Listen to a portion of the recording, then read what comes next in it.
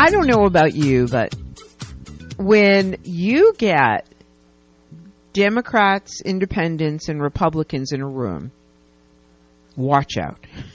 Right? Watch out.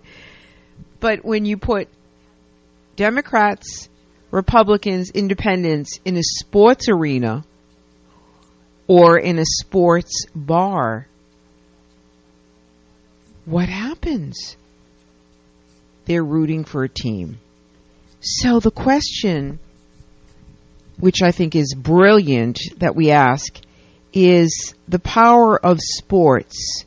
Could it be the answer for uniting us? Well, that's exactly what the book, The Power of Sports, is all about. And its author, Michael Serrazio, is with us. And Michael, it's such a pleasure.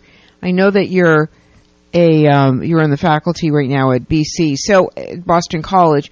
So we are over the top though in New England, aren't we? Yeah, certainly is the case. And I'm not a native New Englander. I'm from San Diego, but both by virtue of work and by marriage, I've come to know quite intimately the passion that locals here and across New England have for sports, and I think passion is probably putting it a little lightly. Yeah, absolutely. Okay, this is, I think, a brilliant idea, but it's true. The minute we start rooting or hating or whatever it might be, there is something magical about us watching sports activities together. Yeah, magical, and I would even put it religious, frankly. Yes, so one of the main arguments of the book is that we live in this era of really deep fragmentation, really passionate polarization and partisanship, as you mentioned a second ago. We're deeply torn apart in all kinds of ways. Politically, that's kind of obvious, but I actually think we're also really fragmented when it comes to our pop culture tastes. It used to be the case that people had 3 networks, 3 TV channels to choose from every night.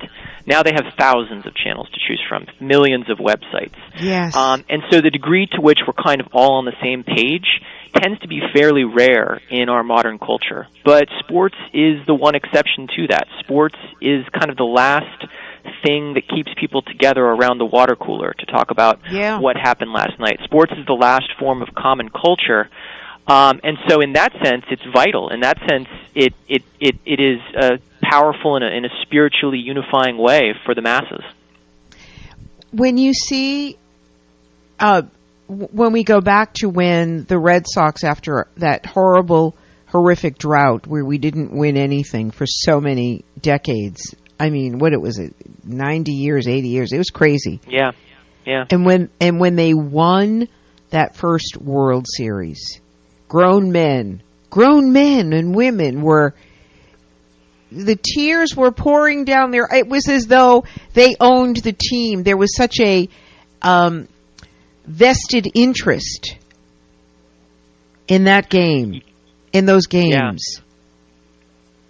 Yeah, and you know, I think one of the main reasons for that is that people invest a tremendous amount of their identity in their favorite teams.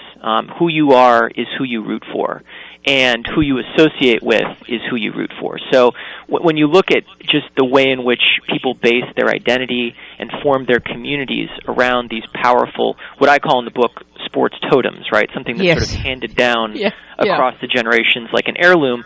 You know, people are buried here in New England in their Red Sox caps and their jerseys. And they do that, and there's that sort of passion to pass it on to the next generation. Wait a minute. It's not like that in other parts of the world? No?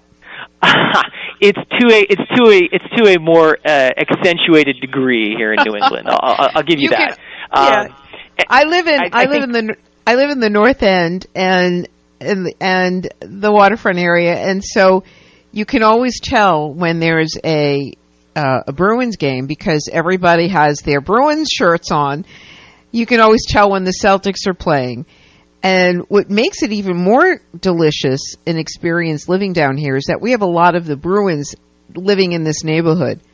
And they're interacting with their kids. And, you know, it's like they just had this absolutely spectacular game the night before, and there they are with their kids. And the little girl is screaming and crying because her ice cream just fell. And, you know, it's just like so cool to see that part of the story as well.